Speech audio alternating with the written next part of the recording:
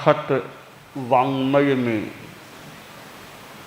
कहा गया है, सुवर्ण रूपस्य पव्वया भवे सियाहु कैलास समा आनंद नरस्य लुद्धस्य न तेहि किंचि इच्छा आगास समा अनंतया। असंख्य आश्रय। आदमी के भीतर इच्छा होती है और इच्छा भी विभिन्न संदर्भों से जुड़ी हुई हो सकती है। भौतिक इच्छा भी आदमी में हो सकती है और अलौकिक अभौतिक आध्यात्मिक इच्छा भी हो सकती है। इच्छा के अनेक स्तर होते हैं। एक नीचे के स्तर की इच्छा, फिर कुछ ऊंचे स्तर की, फिर कुछ ऊंचे स्तर की। यूं इच्छा में परिष्कार और उज्ज्वलता भी आ सकती है। 6 लेस्याएं बताई गई हैं। 25 बोल याद रखने वाले स्मृति कर सकते हैं। 17वां बोल लेस्या 6। अब ये लेस्या के परिणाम हैं, क्रमशः उज्ज्वलता की ओर बढ़े हुए होते हैं। कृष्ण लेस्या में जो मलिन परिणाम है, नील लेस्या में उसमें कमी आ जाती है, कापोत लेस्या में और कमी आ जाती है। तेजो लेस्या तो मानो उत्थान की ओर कुछ बढ़ी हुई परिणामों वाली लेस्या होती है। पद्म लेस्या और उज्ज्वल, शुक्ल लेस्या और उज्ज्वल, परम शुक्ल लेस्या उसका तो कहना ही क्या। ठेठ 13वें गुणस्थान तक लेस्या है। 13वें गुणस्थान की लेस्या परम उज्ज्वल लेस्या। ये जैसे परिणाम हैं वैसे इच्छाएं भी। एक आदमी की इच्छा बहुत ही निकृष्ट है, दूसरे के लिए ईर्ष्या है, उसके अहित की कामना है, और फिर इच्छा की निकृष्टता कम होती है, होते होते इच्छा बहुत निर्मल हो सकती है। भौतिक जगत में जीने वाला आदमी भौतिक इच्छाओं से भी घिरा हुआ हो सकता है। गृहस्थ लोग हैं, वो अपने गार्हस्थ्य के संदर्भ में व्यवसाय, उद्योग, पैसा, नाम, ख्याति, प्रतिष्ठा, पद, राजनीति में चुनाव जीतना आदि आदि इच्छाओं से युक्त भी हो सकते हैं। और फिर वो लोभ अगर ज़्यादा हावी हो जाता है तो और चाहिए, पदार्थों का जगत, धन और चाहिए कि इतनी इच्छा वो आगे बढ़ जाती है कि सोने का पर्वत, चांदी के पर्वत मिल जाएं, सोने का पर्वत मिल जाए तो भी और चाहिए, थोड़ा और चाहिए। शास्त्रकार ने कहा, इच्छाऊ आकाश समा अनंत। इच्छा आकाश के समान अनंत है। आकाश का कोई और छोर नहीं होता। यहाँ से आकाश शुरू हुआ वहाँ पूरा होगा, ऐसा नहीं होता। आकाश तो अनंत है, न कहीं से प्रारंभ हुआ है और न कहीं आकाश का अंत होता है। इसलिए आकाश अपने आप में अनंत होता है। जैसे आकाश अनंत होता है वैसे इच्छा भी अनंत हो सकती है। इच्छा अनंत। इच्छा दुख का कारण भी बन जाती है। जो अवांछनीय इच्छा है, हर इच्छा की पूर्ति हो जाए यह भी मुश्किल है। इच्छाएं बहुत है, वो चाहिए, हर इच्छा की पूर्ति न भी हो। अब इच्छा की पूर्ति नहीं होती है तो मन में दुख, मन में आक्रोश, मन में गुस्सा, ये भाव आ सकते हैं। इच्छा की पूर्ति हो जाए तो कई बार और आगे इच्छा, इतना तो मिल गया, अब और चाहिए, कुछ और चाहिए। यह इच्छाओं का जो क्रम है उसमें संयम की चेतना अपेक्षित है। साधु के तो 5 महाव्रत होते हैं, 5वां महाव्रत अपरिग्रह है। उसकी तो अलग ही महिमा है कि साधु के पास 1 इंच की जमीन उसके मालिकाना में नहीं, साधु के पास 1 रुपया उसके पर्स में नहीं, 1 पैसा भी नहीं। कितना बड़ा अपरिग्रह का जीवन है। 1 रुपया 1 पैसा भी नहीं होना, 1 इंच जमीन न होना, कोई बैंक बैलेंस न होना, कोई मठ नहीं, स्थान नहीं, मकान नहीं, भवन नहीं, कुछ भी मालिकाना में नहीं। तो कितना बड़ा अपरिग्रह का जीवन एक साधु का होता है। और साधु के 5वां महाव्रत अपरिग्रह है तो श्रावक का 5वां अनुव्रत इच्छा परिमाण, कि पूरा अपरिग्रह तो गृहस्थ के लिए कैसे हो, पर इच्छाओं का परिसीमन कर लें, परिमाण कर लें। इससे ज़्यादा परिग्रह नहीं रखना, इससे ज़्यादा परिग्रह होगा इतने दिनों की सीमा में उसको मैं दूर कर दूंगा, अपने मालिकाना से हटा दूंगा। तो यह इच्छा परिमाण, पास में कुछ है भी तो व्यक्तिगत भोग, भोगोपभोग परिमाण 7वां व्रत है श्रावक का, भोगोपभोग परिमाण। भोग अपने व्यक्तिगत जीवन में भोग उपभोग की सीमा, इतने से ज़्यादा कपड़े नहीं, इतने से ज़्यादा खाना नहीं खाना, इतने द्रव्यों से ज़्यादा नहीं खाना। यह जीवन में सीमा हो, सादगी हो, व्यक्तिगत जीवन में संयम हो। इच्छा परिमाण और भोगोपभोग परिमाण, ये 2 व्रत, यूँ तो सभी व्रत अच्छे ही हैं, ये 2 व्रत, जो 5वां इच्छाओं की सीमा करने वाला, 7वां भोग संयम करने वाला। तो ऐसा होता है तो गृहस्थ का जीवन मूल आत्मा की दृष्टि से यह जीवन तो सीमित है। आखिर आदमी वर्तमान काल में कितना जिएगा, 100 वर्ष जी ले, 125 जी ले, कितना जिएगा। तो आत्मा तो स्थायी है, आत्मा को आगे भी रहना है। तो त्याग संयम की साधना करने से आत्मा का कल्याण होता है, आत्मा निर्मल बनती है। तो हमें अपनी आत्मा पर ध्यान देना चाहिए कि मेरी आत्मा अच्छी रहे, आत्मा निर्मल रहे, मेरा साधु सोचे, साधुपना मेरा अच्छा पले, कि प्यारा प्यारा हिंदुस्तान प्यारा कि भारत प्यारा, वो राष्ट्र के संदर्भ में बात है। और हम संतों को तो कहूँगा साधुपना प्यारा है, बस साध्वियाँ ये भी हमारा साधुपना हमें प्यारा है, ये हमारा ठीक रहे। और प्यारा बाद में, पहले हमारा साधुपना मुझे प्यारा है, फिर देखें तो मेरा संग मुझे प्यारा है, फिर देखें मेरे गुरु मुझे प्यारे हैं। साधुपना प्यारा है, धर्म संग प्यारा है, हमारे गुरु वो हमें प्यारे हैं। तो ठीक है, राष्ट्र में राष्ट्रभक्ति की बात भी, देश की बात भी, साधुत्व की भूमिका में देखें तो साधुपना प्यारा रहे। श्रावक सोचे मेरा श्रावकपना प्यारा है। देखिए, और तो पद है कभी उतरना भी पड़े।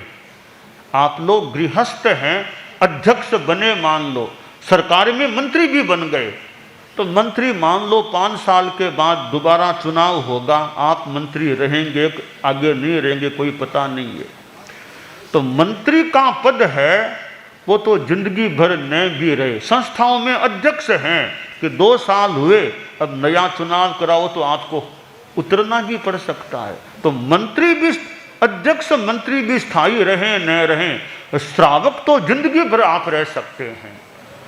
तो श्रावक का पद है वो आपका स्थायी हो सकता है, उससे कोई कौन उतारने वाला आपको? अध्यक्ष पद से कोई उतार भी दे, वो श्रावक पद से उतारने की हिम्मत किस में? वो तो खुद भले उतर जाए, कोई संयम न रखे तो। ये साधु है, तो साधु का जो पद है वो बहुत ऊंचा पद है, उस पद को हर कोई छीन भी नहीं सकता। तो हमें वो पद चाहिए जिससे कोई उतार न सके, कोई हमसे छीन न सके, वो पद मिले। वो पद साधु का पद है और श्रावक का भी पद है। गृहस्थों के लिए श्रावक का पद है, हमारे लिए साधु का पद है। उससे उतारने की किस में हिम्मत है? अगर खुद में संयम है तो कौन उतार सकता है? तो यह साधु और श्रावक का पद है, वो हमारा सुरक्षित रहे, अच्छा रहे। तो साधुपना प्यारा रहे, मेरा संयम जीवन है, अंतिम श्वास तक मेरा अच्छी तरह निभ जाए, बस वो मेरे लिए खास बात है। तो साधुपना प्यारा, फिर धर्म संग मुझे प्यारा, मेरा संग मुझे प्यारा, फिर गुरु मुझे प्यारे। तो गृहस्थ जीवन में ये इच्छा परिमाण हो, भोग का जीवन में, व्यक्तिगत जीवन में संयम हो, सीमा हो, तो यह जीवन भी अच्छा और चेतना भी अच्छी रह सकती है। 12 ही व्रत, 12 व्रत एक श्रावकाचार है। फिर मैंने सुमंगल साधना का भी एक अगला कोर्स बना रखा है कि 12 व्रत की साधना के बाद का अगला कोर्स है या साधना क्रम है गृहस्थों के लिए, वो सुमंगल साधना का है। उसके कई नियम विधान क्राइटेरियाज हैं ताकि और ज़्यादा गहरा संयम गृहस्थ जीवन में, श्रावक जीवन में आ सके। हम जैन शासन में साधना कर रहे हैं और जैन शासन जहाँ त्याग, संयम, तपस्या, अहिंसा, इनका महत्व है। कितनी लोग तपस्या करते हैं, इधर संयम की साधना और अहिंसा की बात। अहिंसा, संयम और तप, ये जैन शासन, जैन आगम के 10वें आलियम के प्रथम श्लोक का सारांश है कि धर्म, अहिंसा, संयम और तप, ये धर्म है। तो साधु के जीवन में तो धर्म रहना ही चाहिए, गृहस्थ के जीवन में भी वो धर्म की साधना रहे, श्रावकत्व अच्छा रहे। तो यह और समाज में किसका कितना नाम है, कितना स्थान है, वो एक अलग विषय है। यह विषय व्यवहार का है। निश्चय में आत्मा के लिए तो श्रावकत्व मेरा कितना ऊंचा है वो काम आएगा। ये पद है, सम्मान है, यह थोड़ी व्यवहार की, उपचार की चीजें हैं। सम्मान मिल जाए न मिले इतनी कोई महत्व की बात नहीं। तो श्रावकत्व मेरा, श्रावक सोचे श्रावकत्व मेरा अच्छा रहे, त्याग, संयम, धर्म, ध्यान, सेवा, उपासना, वो मेरा अच्छा क्रम रहे। हमारे धर्म संघ में अनेक संस्थाएं भी है। अब ये संस्थाएं भी कई धर्म से जुड़ी हुई है। भले तेरापंथी महासभा को देख लो, तेरापंथ युवक परिषद अखिल भारतीय देख लो, महिला मंडल, तो इनमें सामाजिक बातें भी चलती होगी पर साथ में धर्म की बात भी। तो धर्म से वैसे जुड़ी हुई संस्थाएं हैं। तो धर्म से जुड़ी हुई हैं तो उन संस्थाओं के द्वारा धार्मिक गतिविधियां भी चलाई जो जाती हैं। ज्ञानशाला है, एक उपासक श्रेणी है, एक सामायिक है, एक जप है, और ऐसी जो गतिविधियां है। तो धार्मिक गतिविधियां इधर, फिर साथ में कई सामाजिक सेवा की गतिविधियां भी है, वो सेवा के कार्य हैं और ये एकदम आध्यात्मिक कार्य हैं। तो संस्थाओं के द्वारा भी एक धार्मिक संपोषण देने का प्रयास चलता रहे ताकि समाज में धार्मिकता भी रहे। सेवा का अपना महत्व होता है समाज में, इधर धर्म का अपना महत्व है जो मूल आत्मा के लिए है। सेवा की पृष्ठभूमि में नीचे भी अध्यात्म का आधार भी हो सकता है। तो ये इच्छाओं का परिसीमन कि मुझे कोई पद मिले कि न मिले, सम्मान मिले न मिले, अपने ढंग से अपना श्रावकत्व मेरा अच्छा रहे, श्रावक का चिंतन हो, जितनी हो सके धार्मिक आध्यात्मिक सेवा देता रहूं। मैं समाज को धार्मिक आध्यात्मिक अपनी सेवा देता रहूं। मेरे में शक्ति है, मेरे में सामर्थ्य है, तो उसका उपयोग मैं समाज की धार्मिक आध्यात्मिक सेवा के लिए करूं। और कितने लोग सेवा देते भी हैं अपने अपने ढंग से। सेवा देते हैं, भले कुछ परिवार से कभी दूर रहना पड़े, भाग इधर उधर काम करना पड़े, तो करने वाले धार्मिक सेवा भी, और यह साथ में कई समाज की सेवा, मूल धार्मिक सेवा, आध्यात्मिक सेवा करने वाले वो करते भी हैं। तो श्रावक गृहस्थ जीवन में धर्म की साधना रहे और अपने धार्मिक सेवा जितनी दी जा सके उसका भी प्रयास होता रहे, यह काम्य है। परम पूज्य आचार्य श्री तुलसी, उन्होंने अपनी साधुपन की बात के सिवाय देखें कि अनुव्रत के माध्यम से उन्होंने जनता की कितनी सेवा की, आम जनता, तेरापंथ की नहीं, उसके सिवाय जनता की कितनी सेवा की। जैन आगमों का जो यह कार्य शुरू किया, जैन शासन की, दूसरों एक साहित्य जगत की भी उन्होंने सेवा का क्रम शुरू किया। और भी कितने कितने आयामों में, रूपों में धर्म संघ के श्रावक श्राविका समाज को वो देने में और में कितना उनका योगदान रहा। तो यह सब सेवा का कार्य है। और हम जैसे साधु साधियों को वो कितना संभालते थे, देते थे, दीक्षाएं देते, संस्कार देने का प्रयास कितना करते थे। परम पूज्य आचार्य श्री महाप्रज्ञ जी थे, हालांकि बड़ी अवस्था में वे आचार्य पद पर आरूढ़ हुए। आचार्य पद पर आने के बाद भी उन्होंने, अवस्था थोड़ी थी, फिर भी यात्रा की, जीवन के 9वें दशक में भी उन्होंने यात्रा की थी। और यात्रा की, और मैं भूल न करूं तो श्रद्धेय मंत्री मुनि श्री सुमेरमल जी स्वामी लाडनो का भी कुछ निवेदन आया था गुरुदेव के पास यात्रा के लिए, यानी गुजरात की यात्रा हो। उन्होंने एक बात लिखी, जहाँ तक मुझे याद है, कि यात्रा करने में आप सवेरे का विहार कर लो, बाकी दिन में आप अपना काम करो, आप अपना आगम आदि का काम कर सकते हैं। सुबह सुबह चलना, यात्रा हो जाए तो आज के यूँ यात्रा का क्रम बन सकता है। फिर का बॉम्बे जाने की बात, तो बॉम्बे तो दूर पड़ेगा, तो माँ समण को भेज देते हैं बॉम्बे, तो माँ समण चला जाए, मैं नहीं। तो मुनिश्री ने एक निवेदन किया कि माँ समण जी को आप भेज दो, युवाचार्य श्री को भले भेज दो, बॉम्बे की संभाल हो जाएगी। पर तेरा पंथ के इतिहास में यह नहीं आएगा कि 10वें आचार्य भी बॉम्बे गए थे, यह बात कैसे आएगी? तो आप खुद पधारो तो इतिहास में आ जाएगा कि 10वें आचार्य भी मुंबई की यात्रा उन्होंने की थी। तो यह बात इतिहास में तब आ पाएगी, आप खुद बॉम्बे पधारोगे। तो यह मुनिश्री का निवेदन कुछ आया था, तो फिर गुरुदेव ने आखिर बॉम्बे पधारने का निर्णय भी कर लिया था और बॉम्बे पधार भी गए थे। तो आचार्य श्री ने भी परीक्षा ध्यान के द्वारा यह जीवन विज्ञान और साहित्य, इधर आगम का कार्य आदि आदि कितने रूपों में उन्होंने अपने ढंग से सेवाएं दी। आज हम उस तेरापंथ भवन में आए हैं जहाँ परम पूज्य आचार्य श्री महाप्रज्ञ जी ने सन 2003 का चतुर्मास किया था। और गुरुदेव का यह चतुर्मास प्रवास स्थल गुरुदेव महाप्रज्ञ जी का है। और यह सभागार हॉल जहाँ मीटिंग हुई थी धर्मगुरुओं की, राष्ट्रपति अब्दुल कलाम जी साथ में थे, एक ऐतिहासिक सा मानो स्थान बन गया है।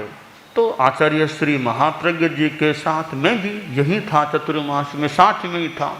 तो गुरुदेव की सेवा में वह चतुर्मास किया था और वह चतुर्मास गुरुदेव का हुआ। और उसके बाद अब पुनः आज इस भवन में एक लंबे अंतराल, करीब मान लो 20 वर्षों के करीब बाद पुनः इस तेरापंथ भवन में आना हुआ है। और यह भवन जहाँ रहे हुए हैं, चतुर्मास किया हुआ है, गुरुदेव का वो विराजने का स्थान, अंदर का वो तो सब, तो यहाँ इस भवन में भी खूब धार्मिक आध्यात्मिक गतिविधियाँ अच्छी चलती रहें। और अब तो साधु साधियों का, मुनिश्री उदित कुमार जी स्वामी का भी चतुर्मास, पिछला चतुर्मास इसी भवन में हुआ था। अब तो चारित्रात्माओं के चतुर्मास का भी यह स्थल बन गया है। तो यहाँ अपने धार्मिक आध्यात्मिक गतिविधियाँ खूब अच्छी चलती रहें और समाज में, सूरत के पूरे समाज में धार्मिक आध्यात्मिक उत्थान भी होता रहे, त्याग प्रत्याख्यान, इधर ज्ञान सब बड़े, और दूसरों की भी जितनी सेवा कर सकें, तो तेरापंथी नहीं भी हो उनकी भी धार्मिक आध्यात्मिक रूप में जो सेवा हो सके समाज के द्वारा, वो सेवा भी जितना संभव हो करने का प्रयास रहना चाहिए।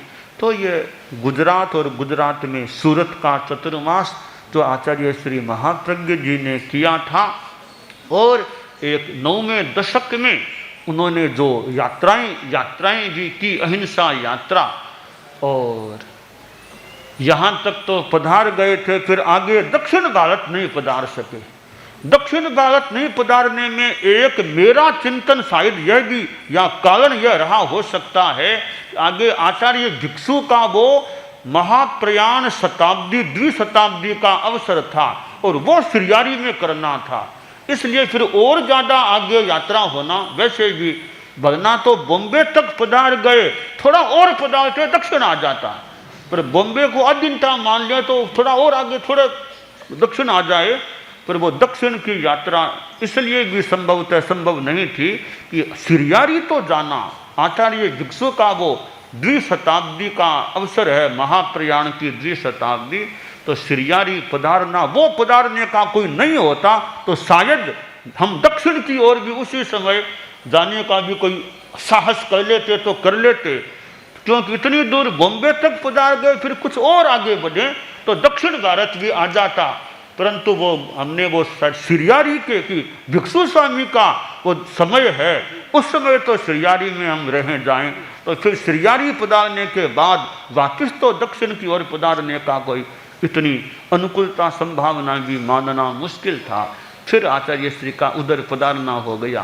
तो यह सूरत का तेरापंथ भवन आज यहाँ आना हुआ है, जो एक आचार्य महाप्रज्ञ जी का चतुर्मास का स्थल है, वहाँ आज हम आए हैं। तो सूरत में खूब अच्छी धार्मिक जागरणा होती रहे, मंगल का। दानान सेठं अभयपयाणं सच्चेषु या अणवज्जं वयन्ति तवेषु या उत्तमं भचेरं लोगुत्तमे समणेनाय पुत्ते।